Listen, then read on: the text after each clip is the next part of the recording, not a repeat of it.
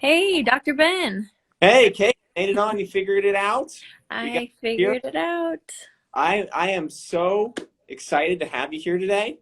I kind of gave a little bit of an introduction, um, but what I really want to do is just bring you on here and let you tell your story in your own words, because I know that your voice needs to be heard and people need to know your story.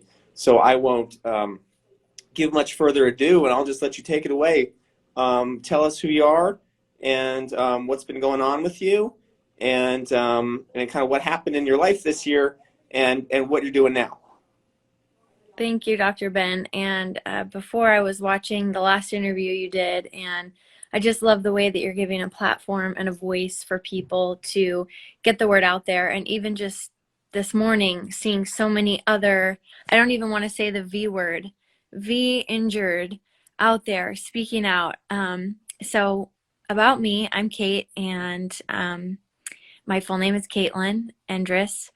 I Interesting. I think this is interesting. I decided to start going by Kate recently. And this is important for you to know because it'll really just give you an essence of who I am before I had my injury. I found that as I got to know people better, they started calling me Kate instead of Caitlin. And as I embarked on this journey of recovery after you know, the Krispy Kreme opportunity, um, I started to think, well, what if in this experience, instead of being Caitlin and kind of like hoping that people would get to know me so well that they would refer to me as Kate, what if I start seeing the whole world as my friend, and I start seeing the whole world as they already know me as Kate. And something I talk about on my Instagram and in my life is just the mental health aspect of going through a severe life change such as this one. And making the simple change of going by Kate has really helped my mental health in terms of support through this. So I'm 33, and I was in the best place in my life. I had just gotten into graduate school, loved my job working for an airline, felt like my family was on the aircraft. Loved that airline. The people I work with, my real family was visiting. It was my birthday in June. And the day after my birthday, I thought I would give myself a birthday present and go and get protected, right? I'm going to get protected to start out my 33rd year on this earth. And 12 hours later, I had a fever of 104. I could not move my legs. I was in excruciating pain, and I ended up passing out. And it was nighttime, so that we were kind of questioning, like, did I fall asleep or did I pass out? But I think we all know that feeling when you close your eyes and everything is black and you're going backwards in that tunnel. That's not falling asleep. That's passing out. So I passed out from the excruciating pain. I was saying, like, I feel like I'm trapped under a boulder. I'm stuck under a boulder. It was that type of intense, crushing pain. So fell asleep, right? Passed out, woke up in the morning, very difficult to move, feeling panicked. I had to be carried down to the car. And the only thing I could really say, because I was literally in a panic, was this isn't normal. And my mom and dad were still in town for my birthday. And my mom looked at the love of my life, Felix, and she said, take her to the emergency room now. And I had not, before this, I was very healthy, very nutrition conscious person, fit. I had joy in my life. And when you have joy, that, like, to me, I think love is the best medicine. Joy, you can boost your immune system just, by being grateful and happy. So I was in a great place in my life before all this happened. And it took me down, in and out of the emergency room, urgent care, told this is normal, this is normal. I'd come home to my family, they'd say, what happened? I say, these are normal side effects, weakness in legs, neuropathy in legs. I had numbness in two toes that was traveling up my leg. Normal, headaches, normal, back spasms, normal. Everything I was going through, I was told by different doctors all over San Diego, yeah, these are normal side effects, they'll just subside. But I didn't get better. I got worse, to the point where 20 days after the initial I couldn't walk at all. And I put weight on my feet to stand, and I melted to the floor. And that's when I was admitted to the emergency through the emergency room where my mom was with me. She slept on a metal chair. She slept on the floor. I was admitted through the emergency room to UCSD for 10 days. Tests, MRIs, EMG, which is like a nerve stimulation in your leg. Mom, what else did they do? Blood tests, everything. Found not a whole lot, a little bit of problems with my kidneys. They found I have swelling, inflammation in my lumbar spine, and two of the nerves in my foot didn't perform in the EMG, but the Like this is what you do now. It's like this step back, and you're just like, whatever. I'm hurdling that thing. So you're back. So we can you kind of hear me? I can hear you now. We kind of lost audio when you were talking about how when you completely lost all like motor control of your legs, and then you're in the ER, and they did a bunch of blood tests, and then I think that's kind of where we lost you. Oh man, guys, I'm so sorry because time is precious. I am so sorry that my audio went out. I don't know what happened. Um, it just, a lot of doctors were willing to put their names on my paperwork of saying side effects, and I respect that in the community of medicine. I'm thankful for that. I have, a lot of natural treatments that are helping me. I don't know that Western medicine is it for this particular case, because we've run every test I can imagine without a whole lot of help. So, I'm at the point where I don't really care about a specific diagnosis. I have a few. Well, I care about getting better. I care about getting better. So I'm with acupuncturist, physical therapy. I had a naturopath yesterday about, my supplements. And the best thing I think that's happening for me for treatment also is the hyperbaric chamber. That has been a blessing to have in my home. 1 in a million chance that we could even get it. It's a 3-month wait to even buy one. And out of the goodness of a few people's hearts, Dr. Matt is one of them. Awaken Church has stepped up to support me. I have a hyperbaric chamber. We're renting it, but it's in my house, so I can do 90-minute treatments every day. Can you tell people a little? I don't think a lot of people are going to know what that is. Can you like explain it? Absolutely, yes. A hyperbaric chamber is a chamber that puts you under conditions that have more pressure than when you're sitting around, on your pink couch, right? So it pressurizes you down. The one I have is 4 psi, and it's sort of like being how it was described to me by Dr. Matt. I think it's like being 15 feet underwater, but you're breathing oxygen. And that oxygen, due to the pressure that's surrounding your body, is being forced into the tissues that are damaged. And I've noticed I've had 21 treatments now, 90 minutes each, once a day. Actually, one time I went twice a day. I was in a lot of pain. I am up. I am walking with my walker. I am feeling better. Right now, I have a headache, and I actually have my nerve stimulator on right now on my foot.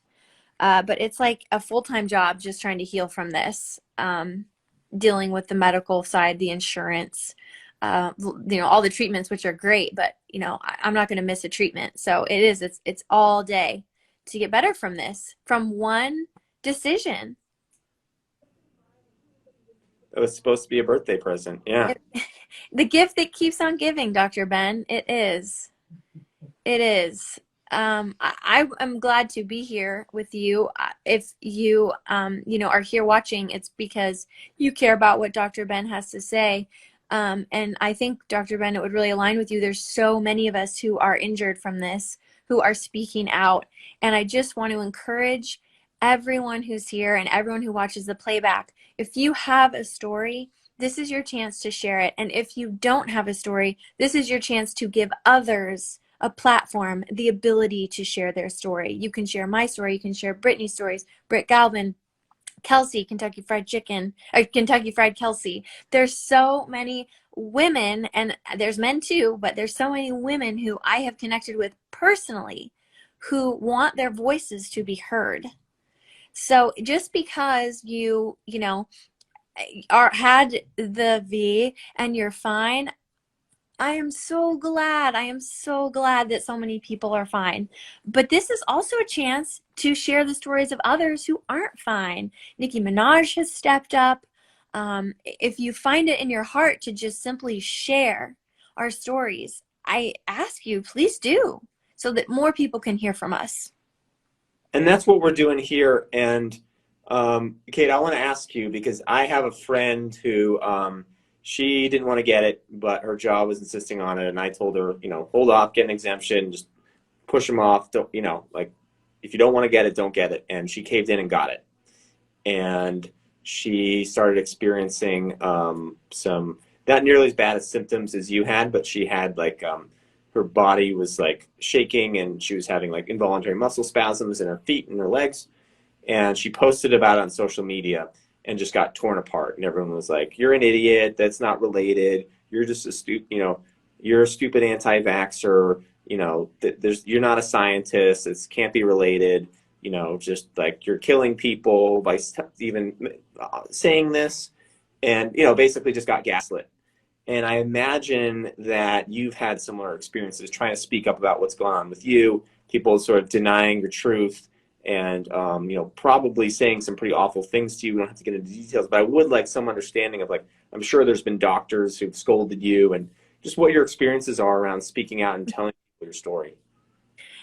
It's funny you mentioned the doctors because I sought a very well-known neuroimmunologist, and she did a wonderful workup on me. She, checked things that other neurologists hadn't checked. She was kind, she was diplomatic, loved my visit with her.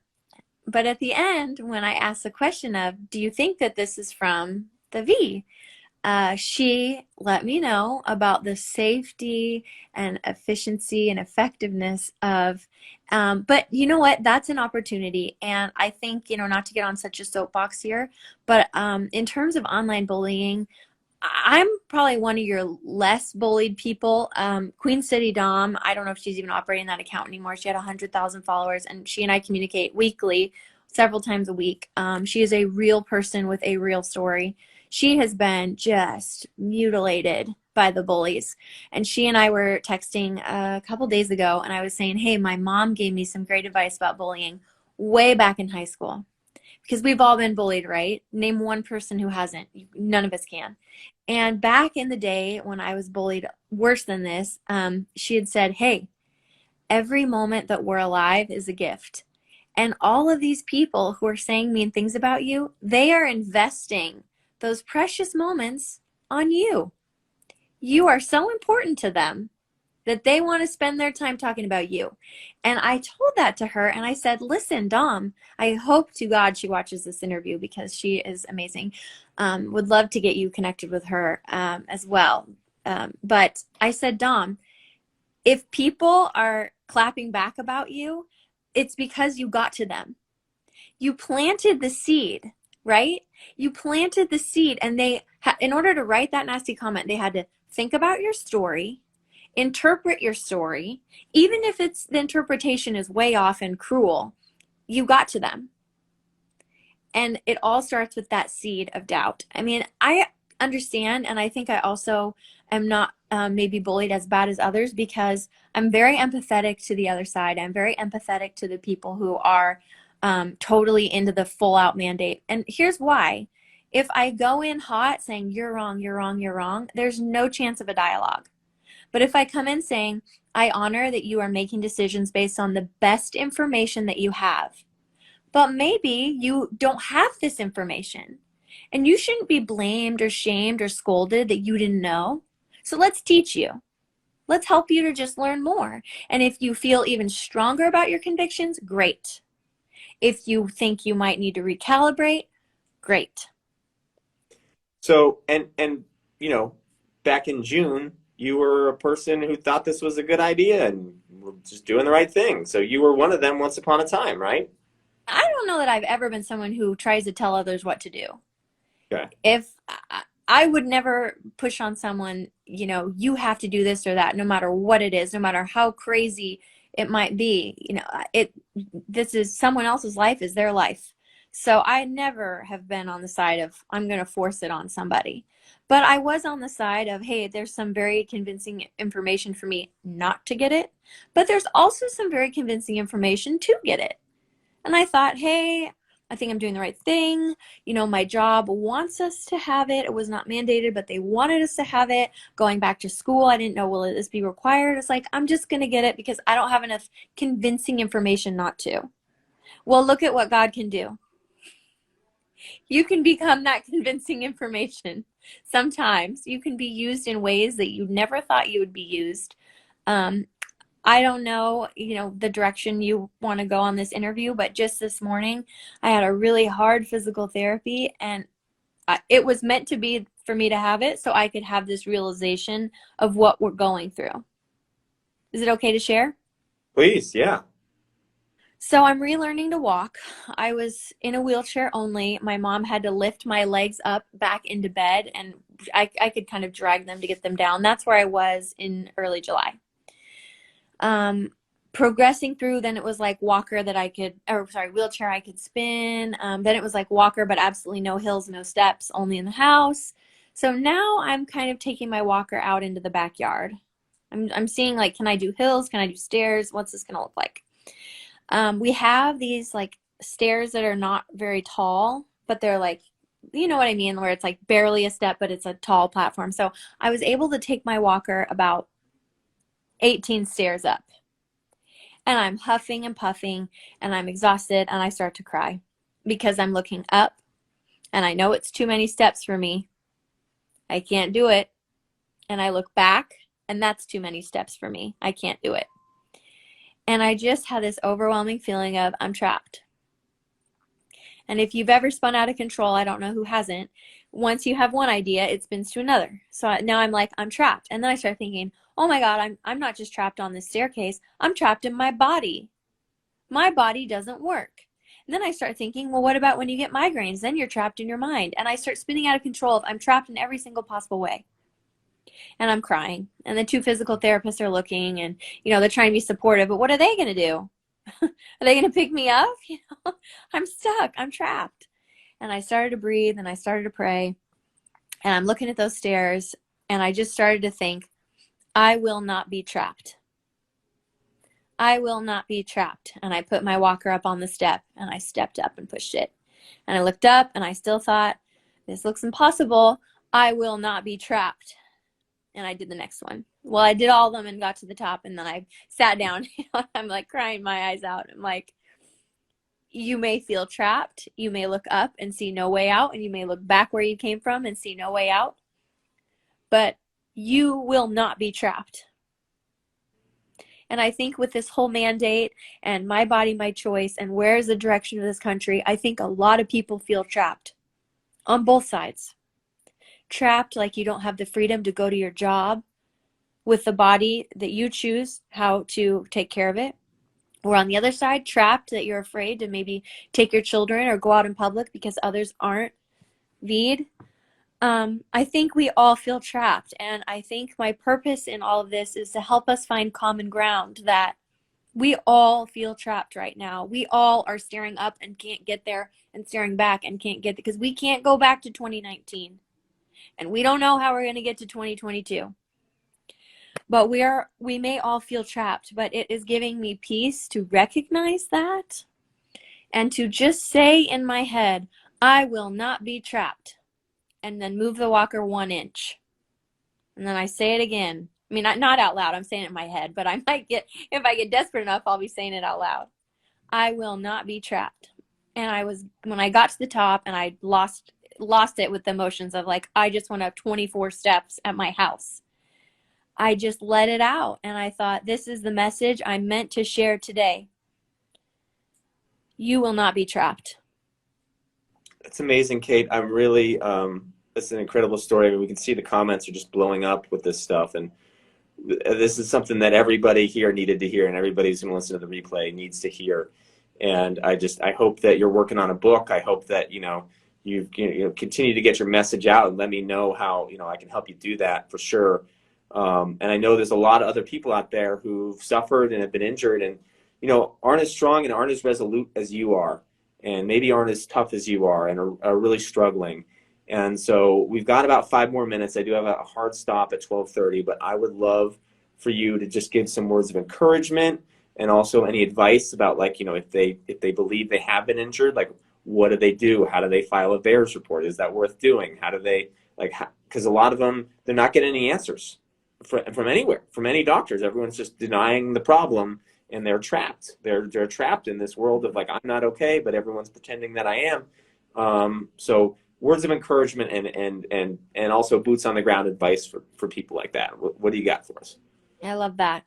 I can't really say, whether the VAERS system works. I can't say, there's another one to file for getting help from the government. It's like they haven't paid anybody. There. Okay, so yes, it can feel like we are trapped. But for me, once I stop focusing on all of the infrastructure and I need my doctor to sign off and this and that, and I started focusing instead on healing, I had to cut all of that out. I had to cut out all negativity. I am focusing on healing, and I suggest for other people, who are struggling just as bad as me, or even just a little, you don't have to be in a wheelchair or a walker to be suffering from this. I just met someone in person, and she looks normal, sounds normal. Everyone thinks she's normal. She's inside, I'm not normal. I am not okay. And boots on the ground advice. Okay, we have a private support group. If you reach out to me, I will add you. It is on Telegram. There's last time I checked, I think 115 of us now. You are safe there to share your symptoms, to share your fears. It is not a public forum where people can read it. And a lot of people on there are not out, right? They are keeping it to themselves. That's their prerogative. That's their choice. I respect that. If you're in a position where you can start to share, share. If you're not, reach out to me privately and I will get you in that group. I'm just going to ask you like a little bit about yourself and what's going on, just to make sure that we preserve the integrity of the group and there's nobody there who's then going to troll us, because that's our safe space. So you can reach out to me here on Instagram, Unbreakable Kait.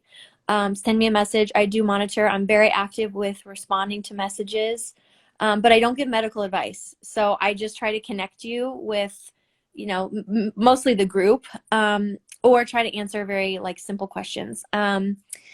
If you feel scared, early on when I was not making a lot of progress, my mom and I would joke, have you ever heard of the phrase tough as nails? Well, if you can't be tough as nails, can you be tough as snails? Because snails move very slowly, but if you can't be tough as nails, be tough as snails. Just start slow. And I see the message in there from Anna. Can you please send me another message? I'm really sorry I didn't get to you, because I do get to most people. So please send me another message. I really apologize about that. Okay, I have another friend who's been trying to contact you, so we'll make sure you get connected. Yes, please do, because I do want to get everybody into the support group that I can. I think that is my purpose, to get people to that group. And then there are other people who are more active on like, get this, get that, try this, they're better about that. Some hope. What are we missing, Dr. Ben? What else do we need? 2 minutes of inspiration. Yeah, I mean, I would just like tell everybody what's kept you going strong, because we can tell just by your demeanor here and everything you said that you were just Tough as snails, man. Humor keeps me going. My family keeps me going. My Felix, the love of my life, keeps me going. He will go in the hyperbaric chamber with me. It's a tight squeeze, but he does it if I'm having a bad day. So lean in on those family members and friends. I'm not always this strong. This morning I had a bad headache. I've been crying most of the morning, but I get, not to become like political or anything, but I get my strength from God, from the Lord. I pray a lot. He guides me. He shows me what to do, and he tells me the messages to share. Not that I'm saying I'm a prophet. I'm just saying I pray. God keeps me going, and that works for me. The toughest snails thing too. Some days I'm not as strong as others, and I can't do something, and I just think, well, okay, you can't maybe get into your closet and pick out your clothes, but you brushed your teeth today and you washed your face, so you got that. Celebrate the small wins. And we laugh. If in the beginning I would drop things with my hands and I get so mad, I go, I can't believe it's still happening. And then we just started to laugh, oh, oops, it's okay. Just giving yourself permission that it's going to be all right. And maybe all right doesn't look like what you thought it would look like, but it's going to be all right has given me peace. All right, Kate. Well, thank you so much. This message is going to help a lot of people. I'm happy to do another one of these anytime with you. Let me know how I can support you getting your message out. To everybody who's watching, make sure you follow Kate. And yeah, thank you so much for being on today. Thank you, Dr. Ben, and thank you for everyone who's so supportive of all of us who are injured from the V. All right, take care, Kate. Bye bye. Bye.